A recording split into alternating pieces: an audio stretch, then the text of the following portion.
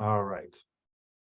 So I'm going to introduce our three panelists, and then if anyone has questions, feel free to raise your hand, unmute, throw them in the chat if you want, and I'll be kind of monitoring the chat and asking questions if anybody just wants to put it there. So I will introduce our panelists and kind of get the ball rolling, and if anybody has any specific questions, feel free to ask. So today we have Mandy Titcomb, who is a speech language pathologist at St. Joseph's Villa, which is a skilled nursing facility here in Salt Lake. And then we have Brooke Bolt, who's a speech and language pathologist at Midas Creek Elementary. Is that right? And then Jordan Blazevich is also a speech language pathologist in the Jordan School District. So I'll get the ball rolling here. Again, thank you all so much for coming today. Just to start off, could each of y'all kind of tell us a bit about your career paths and how you kind of decided on where you want to be today and kind of what got you there? I'll break the ice. Sure, why not? Yeah, my name is Jordan Blazevich, and I am a speech language pathologist at Bastion Elementary and also at South Jordan Middle School. And the reason why I became a speech pathologist was because when I was in elementary school, I had a stutter. And so I went to go see a speech language pathologist at my school for the first about 2 to 3 years until I got that under control. And when I went to school, I went to the University of Wyoming, initially graduated with a degree in communications and journalism. I was a radio anchor in Wyoming for about a few months, and then I decided I wanted something that was more rewarding, more fulfilling, where I could use my voice to help other people rather than just, regurgitate news stories and music and stuff. So I ended up going into speech pathology, and that's where I've been for the past, I guess, 3.5 years almost. All right. I had a kind of I don't know, everybody's story is unique, but I did my undergraduate degree in theater at Westminster College in Salt Lake City. And so I was an actor for a long time and realized I didn't really like a lot of the aspects that come with it, kind of like the unreliability of your jobs. And so I was working for Utah Opera at the time, and somebody who worked at the National Voice Center, their husband was an opera singer. And so I kind of got connected with them, and they were like, well, it sounds like you're super interested in all these like voice and dialect things. Like, you really should check out speech language pathology. And I had no idea what speech language pathology was. So I did a little bit of research, and I was like, oh, this is really cool. Like, I get to help people in a really meaningful way. And so it was kind of whirlwind. I just like applied for the graduate program and got in, and here I am. I work in the medical world. So I'm currently working at a skilled nursing facility, as Addison mentioned, but I also do home health. There's a lot of opportunities to do different settings as a speech language pathologist, something I really appreciate about it. So I've been doing that for about a little over 1.5 years now. That's me. I am Brooke Bolt. I am a speech language pathologist at Midas Creek Elementary. So I work in the school setting with elementary aged kids. I first became interested when I was in high school. I was a respite worker for a child in my neighborhood, and his mom actually suggested I look into speech therapy, doing speech language pathology back when I was like 17 years old. And so I did some observations and decided that was something I wanted to pursue. And so I've been doing it ever since, and I really, really enjoy it. And it's great to be able to give kids a voice and help them communicate better. I really like it.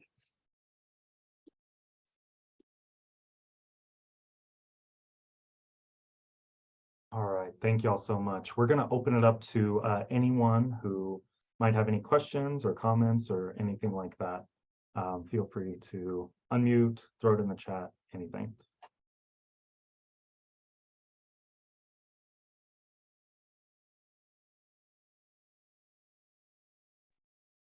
I've got a quick question for Mandy, really. I was just wondering what your maybe day-to-day life looks like working in the hospital, and what sort of settings do you get to apply your skills in? I'd love to hear more about that. Yeah, so I work in a skilled nursing facility and it's pretty large. So I would not say it's your typical skilled nursing facility. Most skilled nursing facilities are going to be like long-term care. So you're working with residents who need a pretty high level of medical care long-term. But we also have an inpatient rehab portion of our building. And then we work with our assisted living. We have a little bit of outpatient, and then we also have a respiratory unit. So it's like a pretty wide variety. I would not say that's typical. I would say the majority of the patients that I see are for dysphagia, so for swallowing issues, and then for dementia. So we get to do a lot of dementia cares with our long-term care patients, which it's very different. It's like less like therapeutic and more like, okay, how can we make their lives more comfortable, more manageable, with environmental modifications, with communication adaptations, stuff like that. But yeah, I really like working with our skilled patients as well. A lot of them are recovering from strokes or surgeries and things like that. So yeah, just a lot of like cognitive communication and swallowing disorder. We also have our own FEES equipment, so we complete our own instrumental swallowing assessments, which is really fun and interesting. And I kind of specialized in voice disorders. So I have my own small outpatient clinic with transgender voice patients. So yeah, I don't know. It's kind of a big question. There's a lot of different things that I get to do, but that's one particular setting. There's a lot of different settings within the medical setting in speech language pathology. So acute care and outpatient, inpatient care can all be very different. So. Awesome, thanks.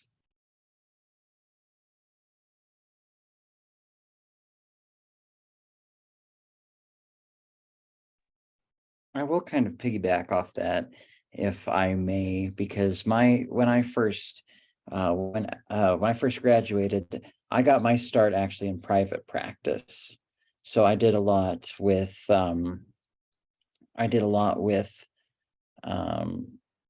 it was more early childhood at that point, but really I was seeing people from about 6 months old all the way. I think my oldest was about 95 years old. And so when you're in a private practice setting, you can expect anything from feeding disorders, you can get swallowing disorders. My background when I was up at the U going through the program was actually voice disorders as well. So when I started at that private practice, it was a lot more voice oriented. So I had quite a few patients where we evaluated them for spasmodic dysphonia, a lot of more respiratory dysfunction. Also did a lot with articulation with individuals who have Down syndrome, for example, because that was something that impacts quite a few people with Down syndrome. So really, in the private practice and medical side of things, you can expect to see just a whole wide array of things. And it's a lot of fun because you never know what you're going to get.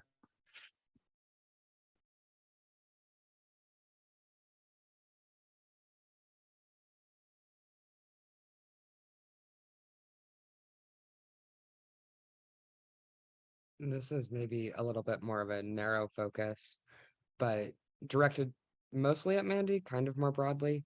Could you speak a little bit more to your experience with like trans folk and gender affirming care and what that intersection looks like with speech language pathology? Yeah. So that was actually like not just voice disorders, but transgender voice modification was something that I focused on in grad school. I did my thesis on an instrument that we use to evaluate trans patients for their voice. So that's always been like my major interest. And I kind of like fell into the opportunity of doing it at St. Joe's because it's kind of strange. It's like a Catholic skilled nursing facility, you know. But I have a very supportive director of rehab, and she like knew what my skills were, and she was like, "Do you want to do this?" Because there's a really large population of people who are looking for services who they're not really available. There's not a lot of places that provide that kind of care. And I knew that because I'm part of the queer community and like have lots of trans friends. And so like, I know this, like I had people reaching out to me already and I was like, oh, it's like not really great for me to be treating people outside of a facility or a clinic or something, you know, I didn't want to get in trouble for that. And so she just supported me in doing it. She was like, well, that's great. You know, let's get you set up for it. And so that's what we do. And it's all, you know, patient focused. They let me know what they want from their voice. I provide them with, you know, education, information, tools, and we just collaborate on it and help them to modify their voices in a really safe and healthy way. Thank you.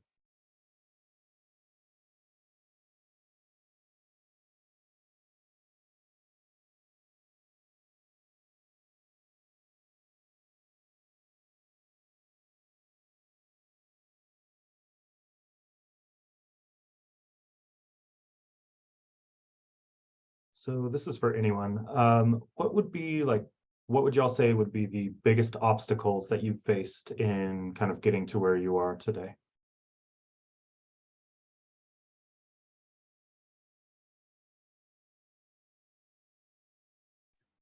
Can you expound a little bit more? Sure. What were the biggest challenges, whether in like school or, you know, the career fields, you know, whether you didn't start out specifically in this and then kind of had to adapt? What were just like the biggest challenges to overcome to get into this kind of career field? It's a hard question. I would say getting into the program can be challenging for a lot of people. It's very competitive. And there's so many, when it comes to speech language pathology, there's so many different paths that you can take within the field that I think making that decision and narrowing it down, especially if you're interested in all of it, can be kind of a big challenge for, at least that was kind of a challenge for me. It was hard to decide if I wanted to do medical or private practice or work in the school setting. And so I think that was kind of something for me that was a little bit challenging. And just getting into the program can be hard because it's pretty rigorous.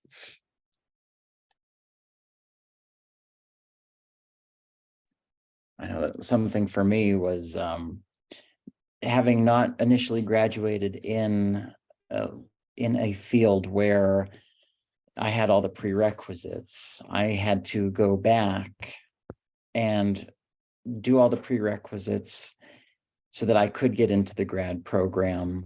And I think that was one of the bigger hurdles.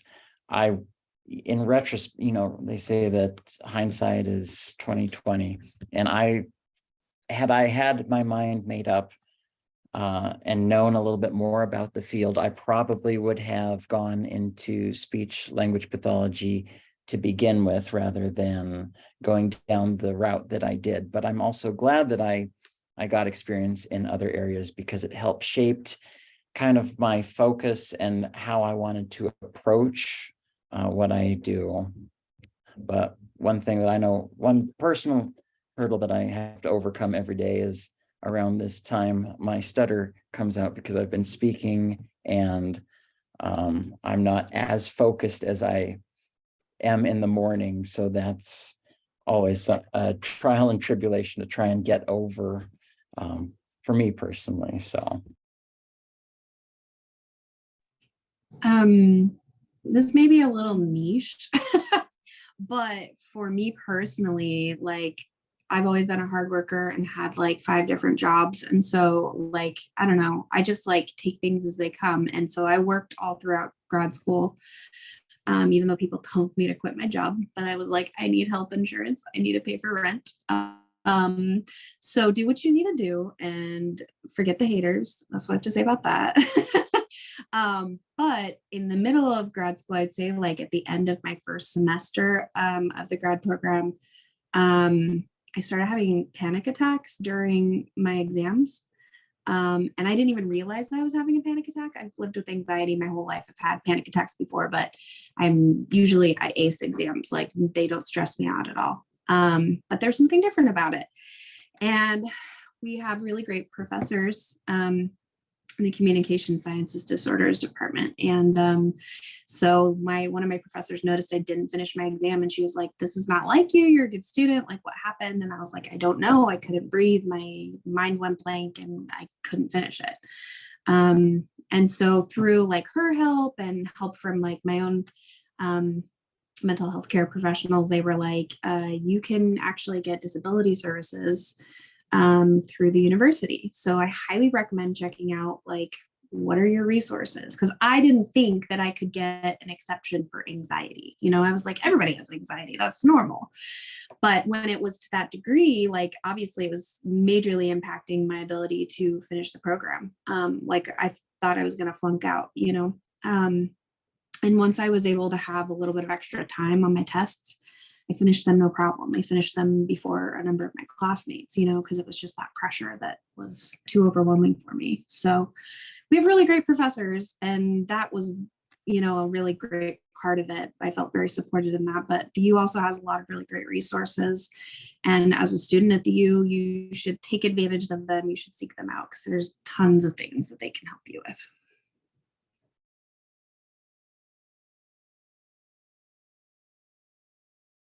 I had another question. I don't know if any of you guys know about any, I guess, related speech pathology careers that involve language learning or helping people learn and pronounce language correctly as far as that goes. If they're trying to learn a new language, if that's not their native language. I'm just curious if that was something that you guys have seen.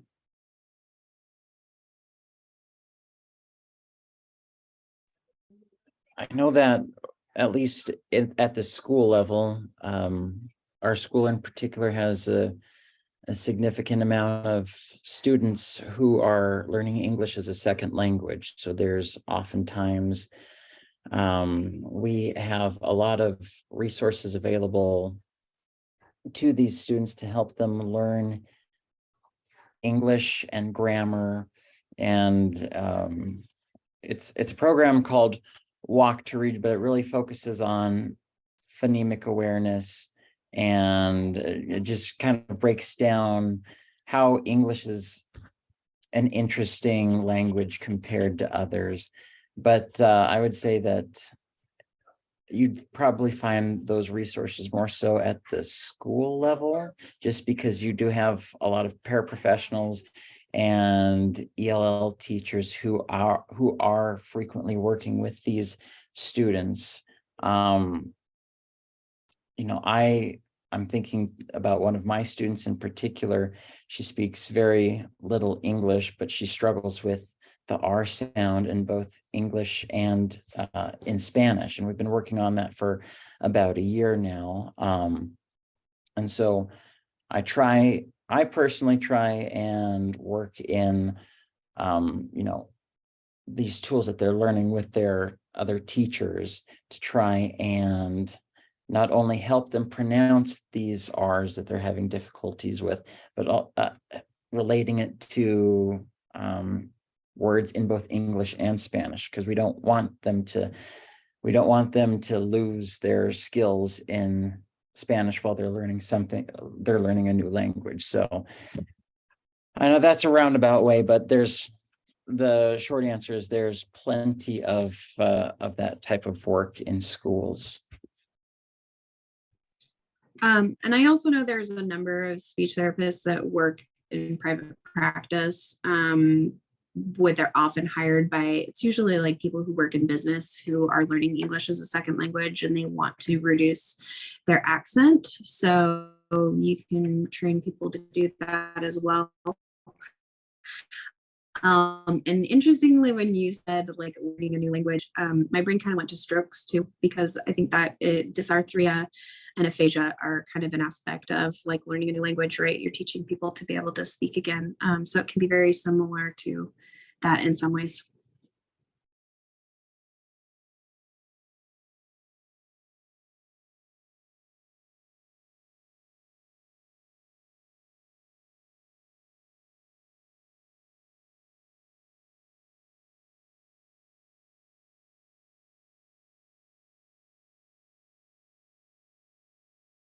I have another question. You all seem to have very different backgrounds in how you landed at speech language pathology. Outside of the requirements of like the courses and the programs itself, what would you say was the most helpful extracurricular or extraneous thing from your background for your career path?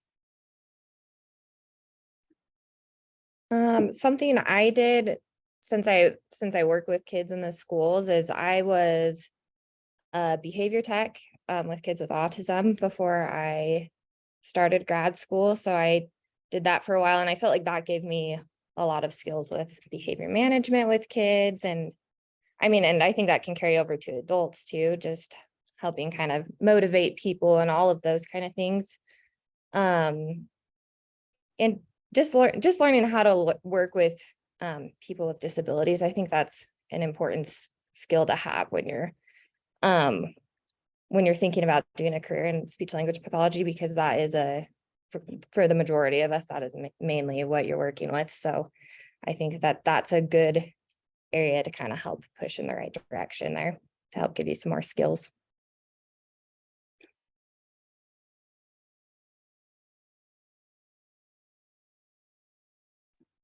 Yeah, I'd probably echo that. I was a substitute teacher in a emotional support classroom back at home while I was job searching after I graduated the first time. So I got to see a lot of the special ed background and focus at the school level. And so that really prepared me about, classroom management, different behaviors, how to approach these different behaviors, and really just see how working with students was.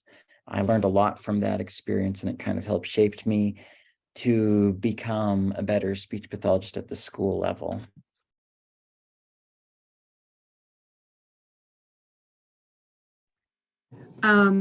So weirdly, I feel very strongly that my theater, like my acting and my singing background, have helped me a lot. I think that I'm able to adapt my personality in some ways to the different patients that I'm working with, which can be really helpful because half the battle is getting them to want to actually participate in what you're doing sometimes, especially when you're working with the geriatric population. They're like, just leave me alone. So I think that helped a lot. And I actually use music quite a bit with like the treatment that I do, because dementia patients can be very responsive to it. People who've had strokes. I have a patient who she is not really able to say anything, and we were able to work on a song that she loves. She'll sing the tune of the song but not the words, so we worked on the words, and now she has like that language back, and she used to be a singer when she was growing up. So it can be very meaningful. So I just find all sorts of things that, like, really, I think you could have a background in all sorts of different things, and you're going to find ways to apply it in the therapy that you do.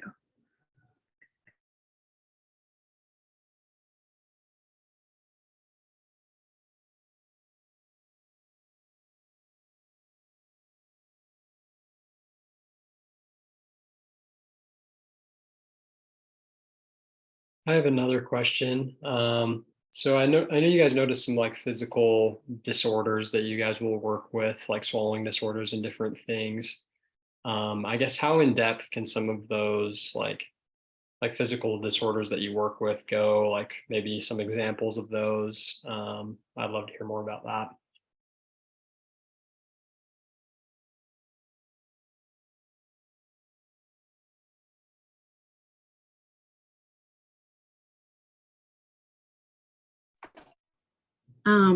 I'm going to cover this like broadly, and then maybe Brooke and Jordan can like give you some specific examples, but it's kind of hard to encapsulate speech language pathology because we do treat so many different kinds of things. So I always say from the neck up. So if you've got something going on with your voice, your upper airway, anything going on with your articulators, anything going on with your brain, we're really like therapists for ENTs, for neurologists, you know. So really, if you think about anything that can go wrong with any of those things, like we're treating it, you know, and you could potentially treat it. In my particular setting, I would say Parkinson's, stroke, dementia, are probably the I see. Yeah, I think there's a lot of comorbidities with a lot of things that we see. I'm thinking to some of the classrooms that I work in, and the unit that I work in at South Jordan Middle School. These students all have some varying degree of they have lower IQ, they have syndromes that they're dealing with that affect their voice. One student in particular, because of the way that the syndrome has developed over time, has lost the ability to speak completely. So we're doing a lot of work with AAC to try and give him his voice back. I see a lot with autism and how that can impact the ability to communicate across a lot of different divides. I've got one student with cerebral palsy who actually has a stutter. And so there is a lot that I think that these disabilities are comorbid with some other aspect that we specifically focus in and treat on. I will say that it generally from the neck up is a good way to look at it. I helped a student for 7 minutes the other day trying to get rid of hiccups by kind of resetting that breathing pattern. So you never know what to expect. It's there's a broad range of stuff that we focus on. Yeah, I would agree with that as well. And I think that cognition definitely impacts, like we do treat a lot of kids if they have that lower IQ, like Jordan was saying. And I mean, I have a student even that had a stroke when she was a baby, and that has impacted her motor planning with her walk, but it has also affected her speech. And she does have some vocal trauma too, because of being intubated when she was a baby. And so you can have, even in the school setting, there's just this huge variety of things. We don't necessarily always work on the swallowing and stuff as much in the schools, unless it's more like with like tongue thrust therapy. So that's where like, if you've probably seen where people have their tongue just kind of hanging out of their mouth all the time, like open. And so that's maybe where in the school setting, you might work more on those kind of things. Whereas Mandy's going to be working more with those specific swallowing things more often than I would.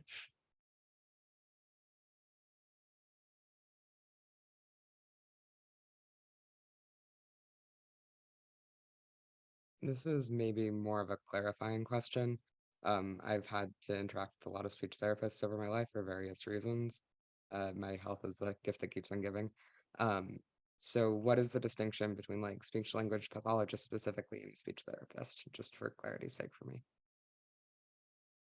They're interchangeable. Yeah, so in like the therapy world, like we kind of just get lumped in with physical therapy and occupational therapy. So it makes it easy if they can just say speech therapy. That's my opinion on why we get called speech therapists. It's also simpler for people to understand. You have to explain a couple of words sometimes when you're like, I'm a speech language pathologist, it's a mouthful. But yeah, there's not a huge difference between.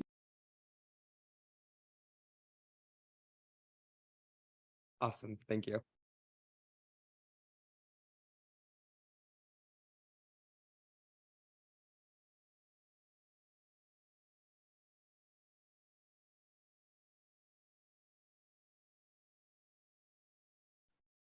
What was your favorite class, or maybe a favorite professor, or kind of a favorite part of the program you did at the U? My favorite part was probably doing the clinical work. I really enjoyed the classes because I love learning. I mean, I'm always reading articles and all sorts of stuff because that's just, I'm nerdy and I enjoy it. I think most speech therapists are. But I just enjoyed doing the clinical work and like really getting in there and like learning how to, you know, treat kids with a language disorder that, it's sometimes can be very complicated, and kind of puzzling that out. And and I also loved in grad school how you work with various levels of people. Like you work with adults with strokes, or you might work with someone with a stutter, or you might work on a child with articulation or language or social skills and all of those things. That's what I really enjoyed about grad school.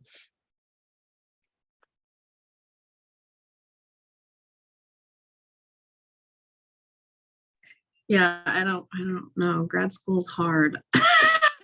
I can't say that I had like a favorite. It was more like, okay, let's get through this. Um, sorry.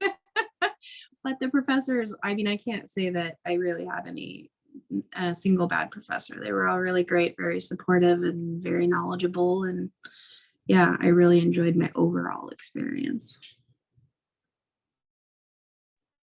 I think I know, because I would feel bad singling anybody out because they were all so fantastic. I so I recently decided to focus more on AAC devices, and I think the person who made me really have an appreciation for that, and I don't know if she's a professor there or anybody, or if she's even at the university anymore, but it was Dr. Pam Matthey. She was a fantastic teacher, and she was the clinic director for several years there, and she was absolutely wonderful. Learned a whole bunch from her. Also really enjoyed voice and swallowing disorders. So Dr. Nelson Roy was another fantastic person. But honestly, all the supervisors, all the clinic supervisors, all the professors were just so great and so knowledgeable. And I think that was the most fun experience I had. So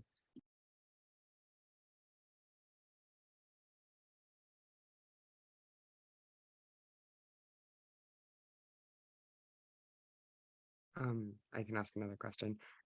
You had meant terrible with names and faces, so I'm going to get this wrong. But one of you had mentioned that because of your particular career path, you didn't work as much with treating swallowing disorders. So with that, with the various career paths within speech language pathology, what does the general breakdown of what kind of ameliorative efforts you end up working with kind of look like? I don't know if that question made sense.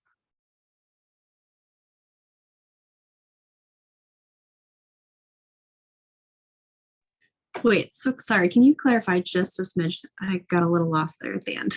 Absolutely. Yeah. So you guys have kind of ended up in different places, either like working with children in the educational system or working in like a nursing area. With the different like directions that you can go with speech language pathology, what is kind of the breakdown for what kind of treatments you're able to do or are frequently doing in your Okay. day-to-day? So a lot of like the types of jobs that you will get is based on your experience. So you have to have a state license to work in the schools, and different states have different rules about that. I'm sure Brooke and Jordan could tell you more about it specifically. A lot of medical facilities also require that you have a national certification through ASHA. So once you have those, though, essentially it's kind of just based on what kind of experience you have. So if I've done a lot of swallow studies, or I've worked in a particular type of setting where we see those kinds of patients, then people are going to know, like, okay, she has the experience to do it. So it's a lot of like, they find that stuff out in the interviewing process and a lot of stuff like that as well. But you can move between schools and medical for sure. And a lot of people do because it suits their lifestyle at one point in their life or another. So I know that for myself,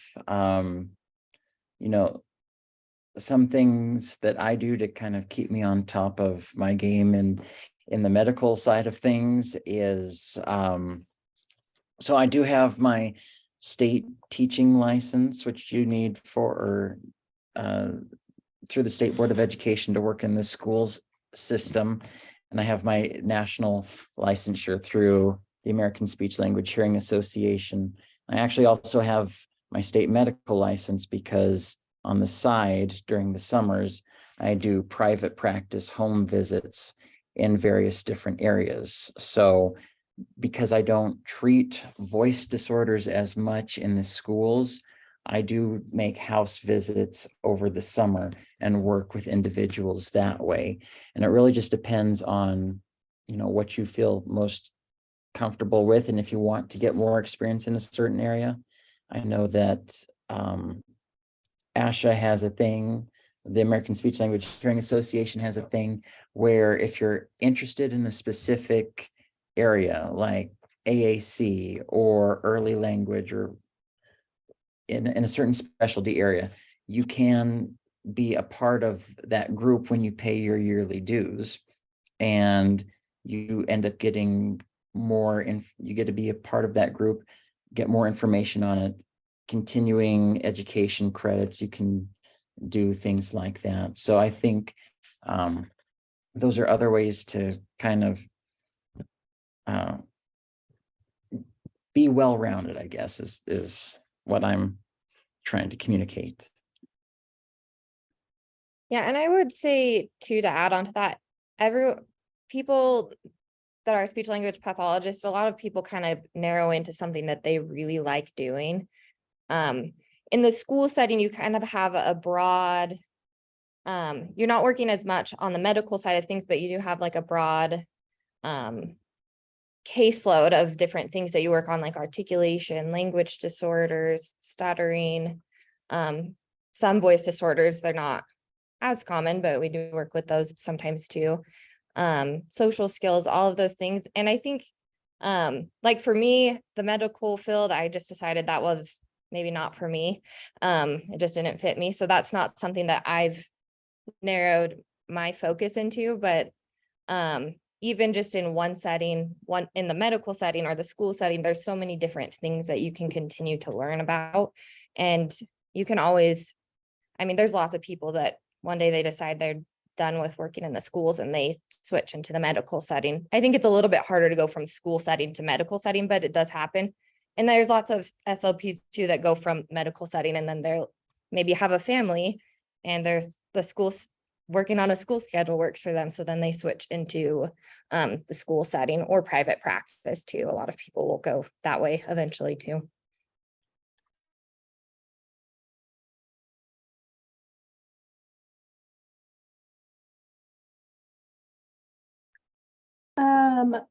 Brooke had mentioned the clinicals on top of classes. What does the structure of a grad program typically look like?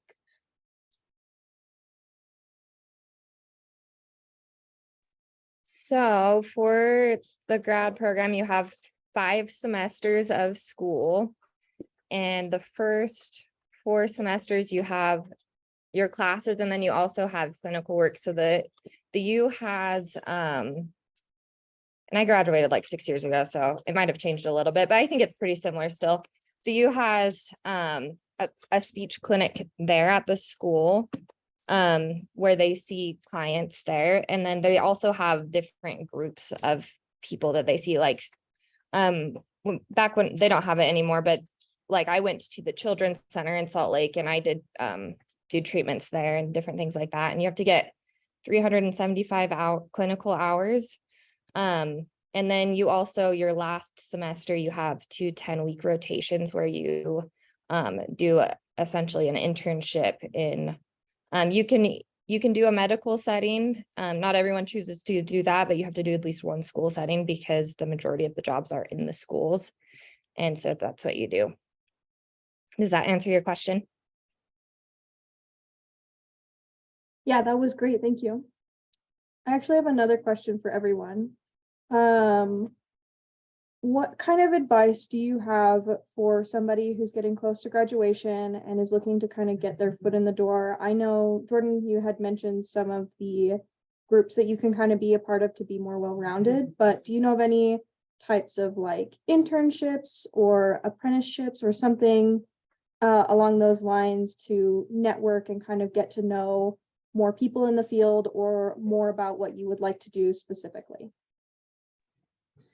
So I really highly recommend shadowing is typically what you'll do, and doing it in different settings. So I applied for grad school and figured all of that stuff out in like less than a month and a half. And I reached out to everyone I knew who worked in speech language pathology. And I was like, can I come to work with you?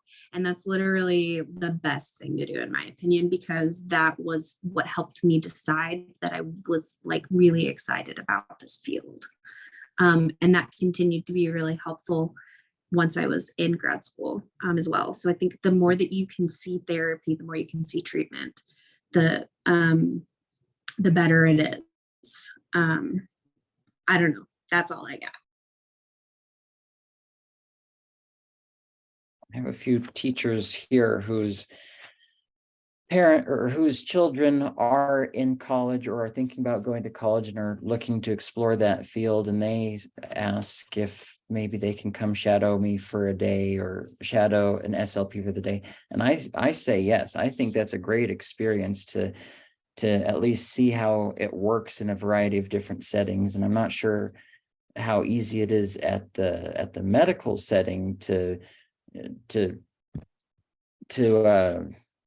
do that, but you know, if someone is genuinely interested or just piques their curiosity and they want to learn more, I say reaching out to a school near you, or finding someone on LinkedIn who works at the medical field, asking them questions, see if you can shadow them is a great way to do so.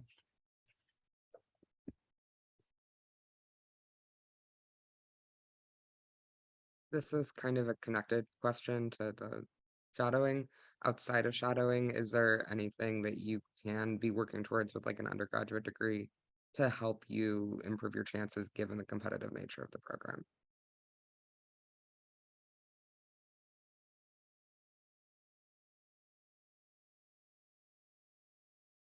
I don't know. I think as far as what my cohort, everybody had completely different backgrounds.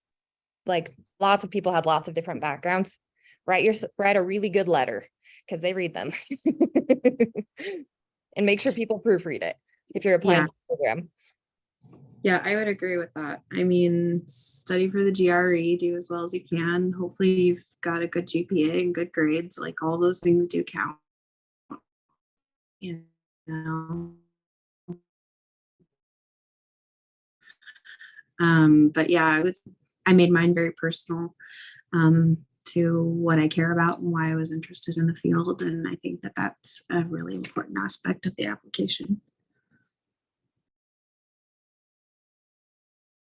Couldn't have said it better myself. I won't add anything on to that. I think that they covered it very well.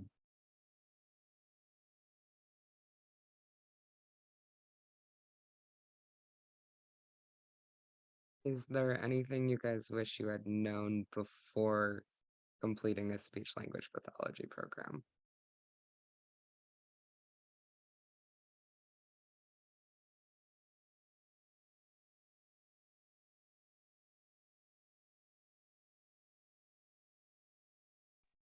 don't know if I would have, I don't know if there's something that I wish that I would have known, but I would say to be open-minded, because when I graduated, I didn't see myself working at the school level. I was intent on being either in private practice or in some sort of hospital or medical setting. And when I began working in the school setting after the private practice, I had an appreciation and a love for working with kids, just because you never know what you're going to get with kids, and they're just a bunch of fun. And so I would say that being open-minded to just different experiences in the field is something that I wish I would have taken earlier, before I graduated.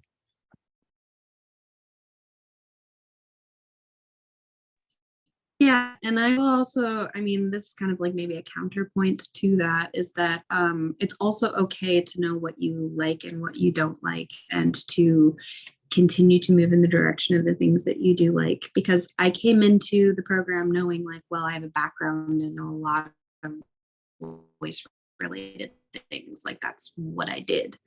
And so like that made the most sense, and I continued to pursue that. And now like I don't work in a voice clinic, but that's still a lot of the type of work that I do, because that's what I was interested in and that's what I focused on. So I think it's like it's a field that really lends itself to individualism, and like really like who you are as a person and the skills that you have, and being able to apply them in different ways. And I think that that's a good thing to continue to like represent and support within yourself, if that's the kind of career that you want. I think maybe this isn't something I wish I would have known, but maybe good to know, is this is a career that you always are learning, and you always have to continue to learn and continue to keep up on the research and the most current things, because that's what makes people good at their jobs. And if you're not a person that's interested in continuing to always be a learner in your life, that's maybe not the best choice. But if that's something, like I'm assuming all of you guys are on here, you probably are people that like to learn. But you're always learning, and there's always new things that you can take from everybody too. And just being open-minded to, and being receptive to other people's feedback too. I think that's something that in grad school you can benefit from. And then once you graduate and are practicing, that can be very beneficial as well.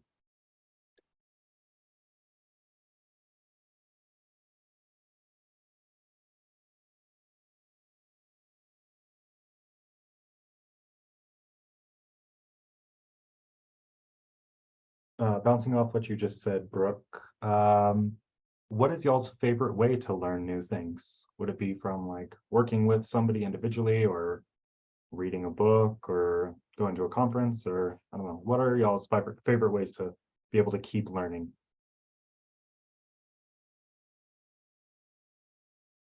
I mean, it's challenging, because like most of the time when we are continuing to learn, that's not something you're getting paid for. I think that's something to be like very transparent about. So I usually do it in things that I'm interested in, because then it at least makes it, you know, a little bit more worth my while. But a lot of times it'll be a patient that I'm working on, you know, I'll be like, wow, I've never heard of that before, or like, I'm stumped, I don't know how to treat this. And usually that'll be, it's like kind of like a case study, you know, and you kind of get to figure out, okay, like, how can I solve this problem? And that's where you dive into the research with it. So that's how I tend to keep up with things. I personally, there's lots of different ways that I like to learn, but I enjoy reading. Like I really like learning about autism. That's something I'm really interested in. So I've read lots of books on it. There's lots of continuing ed courses you can do also.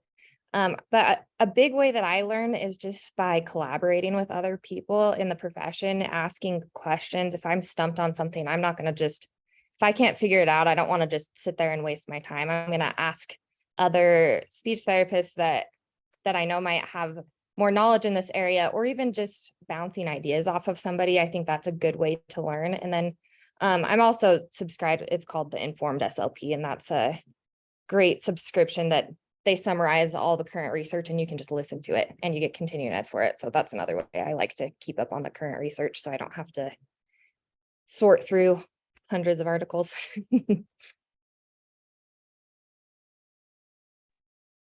I'm a visual person, so I always appreciate when I can see what other people are doing.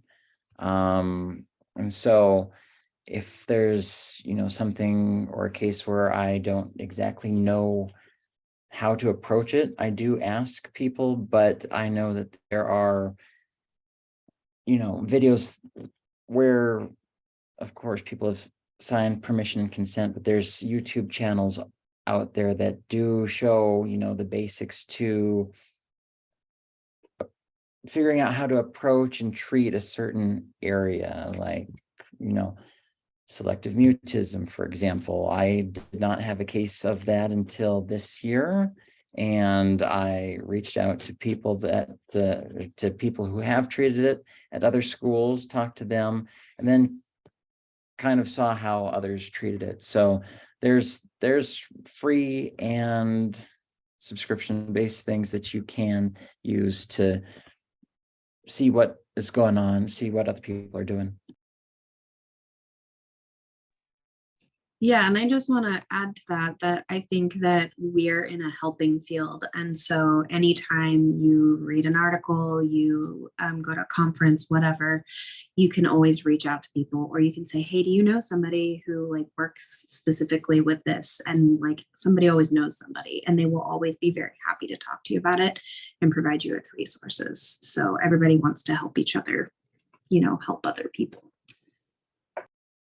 I would say also like our school district provides professional developments like every couple of months too. So we have new topics that we talk about every couple of months. So at least for our district, I don't know about some of the other school district. I would assume others do as well, but that's another way that you're continuing to learn is just by getting that information from the nature of the job too, when that's provided.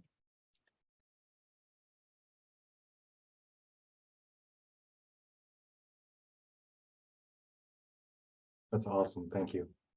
We have a question from the chat. I was curious whether you guys have been happy with your yearly earnings working in your specific areas.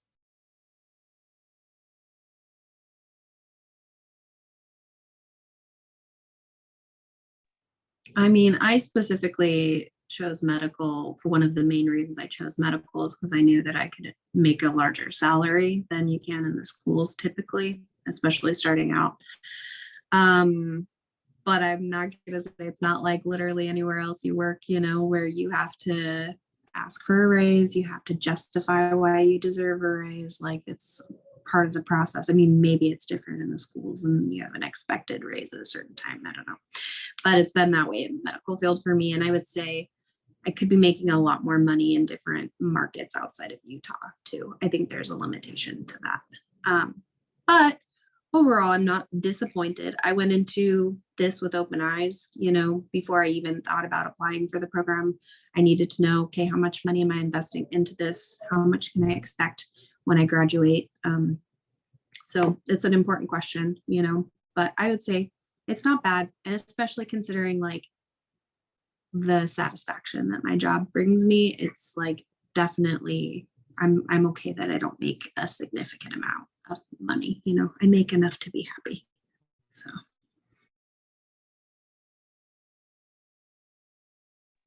Yeah, I would agree with that. I mean, you can look up online what you can make in the schools because it's all public information, with the Right to Know Act. But I would say, I mean, you don't go into this career thinking you're going to be a millionaire. It's not good, but you're doing it because you want to help people and you want to make a difference in the world. And I think the pay is not bad. It's not amazing, but in regards to schools, like when I started, I've worked in the school district for 5 years, and just with the state adding more funding and bumping people's pay up, I think it's probably been like 12 or 15 grand pay raise within 5 years, which I feel like is not bad. And every year you get your pay bumped up. So I don't think it's like the best pay.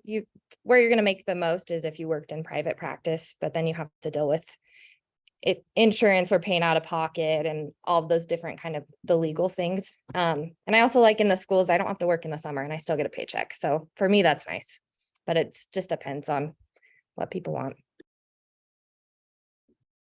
And that's part of what so I do the private practice mainly over the summer to supplement what I do make in the school district, just so that I can have a higher salary. I, like Brooke said, the salary does go up every year, depending on experience. And a lot of people start above where teachers are at because it is a master's level degree program. So you're starting above, at several steps above where a teacher would start out at if they just had their bachelor's. So there's some legislation that's going through that's working on improving the salary for SLPs in the district or in districts statewide. But like I said, I do the private practice to supplement that over the summers, partially because I get bored over the summers, and having a few months off I've learned is not my thing. So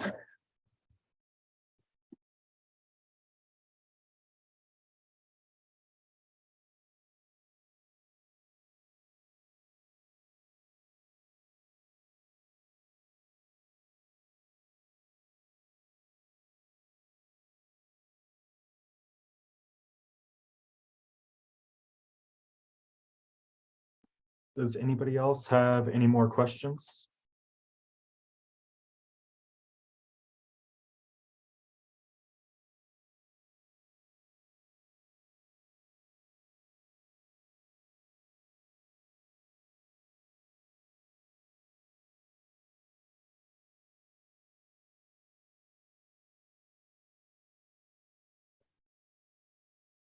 All right, well, I want to give a very huge thank you and round of applause to our amazing panelists. Thank you all so much for taking the time to come here today and share your stories and your experiences. And y'all are awesome for the work you're doing. So I think that'll wrap up our Career Paths event, unless anybody has anything else that they want to comment or ask or anything. Thank you all so much.